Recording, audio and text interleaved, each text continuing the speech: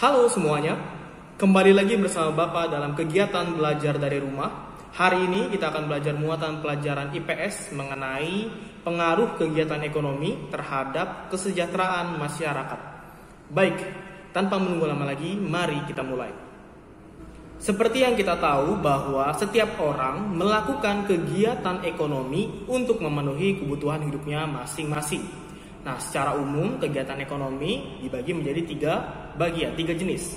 Ada produksi, ada distribusi, ada konsumsi. Ini sudah pernah kita bahas ya, sudah sering kita bahas. Mulai dari produksi, yaitu kegiatan menghasilkan barang dan jasa, barang atau jasa ya. Lalu distribusi, itu kegiatan menyalurkan barang dari produsen ke konsumen. Lalu yang terakhir ada konsumsi, yaitu kegiatan menghabiskan atau memakai barang.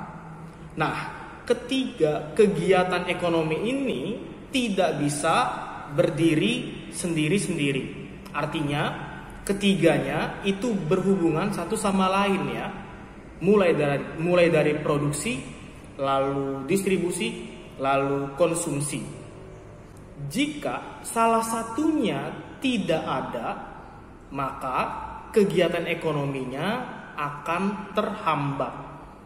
Kita coba bayangkan ya, misalnya tidak ada kegiatan produksi, tidak ada yang menjadi produsen atau sedikit yang menjadi produsen ya, maka dampaknya apa? Dampaknya konsumen akan kesulitan mendapatkan barang-barang yang dibutuhkan, seperti itu ya. Lalu kalau tidak ada konsumen atau tidak ada kegiatan konsumsi, apa dampaknya? Maka produsen akan kesulitan menjual barangnya. Barangnya jadi tidak laku ya. Kenapa? Karena tidak ada yang beli, tidak ada konsumennya. Lalu bagaimana dengan distribusi? Apa yang akan terjadi atau apa dampaknya jika kegiatan distribusi ini tidak ada atau distributornya sedikit misalnya?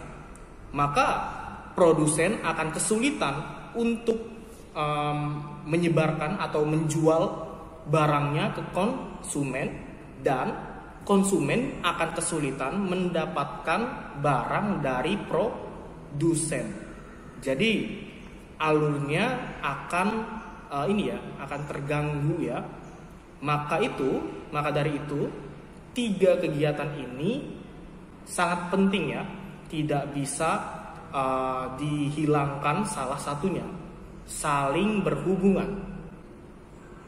Kegiatan ekonomi yang tadi kita bahas secara umum, mulai dari produksi, distribusi, hingga konsumsi, ini mempengaruhi pertumbuhan ekonomi negara.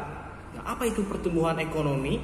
Sederhananya adalah proses untuk mencapai peningkatan pendapatan negara.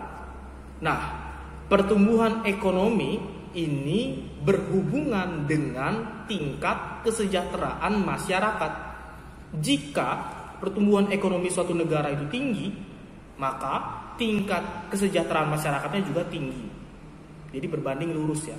Jika pertumbuhan ekonominya turun atau rendah, maka tingkat kesejahteraan masyarakatnya juga ikut rendah.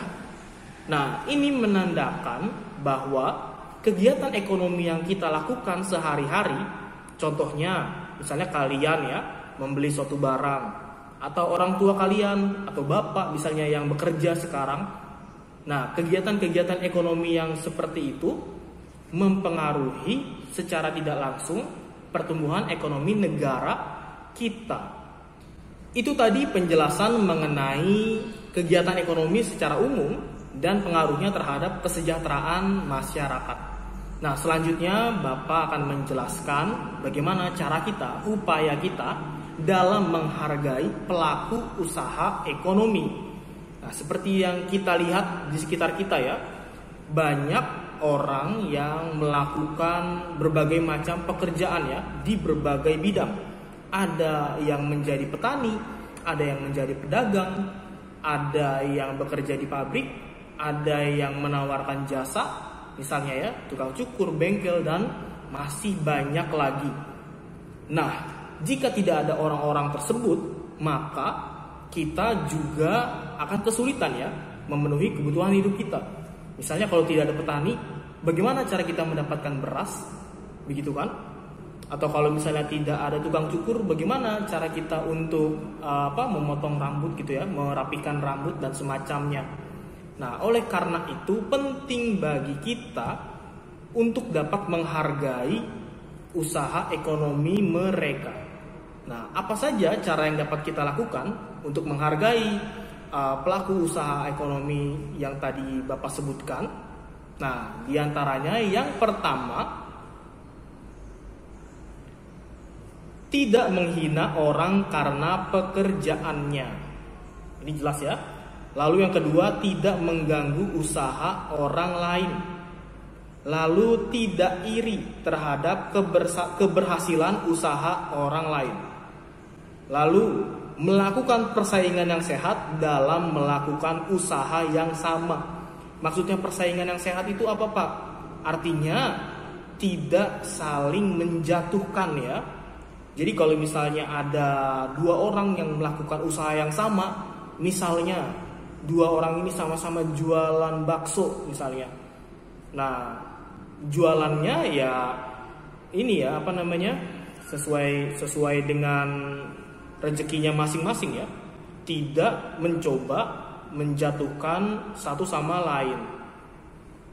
Lalu yang terakhir, jika sudah berhasil, kita sebaiknya membantu usaha orang lain.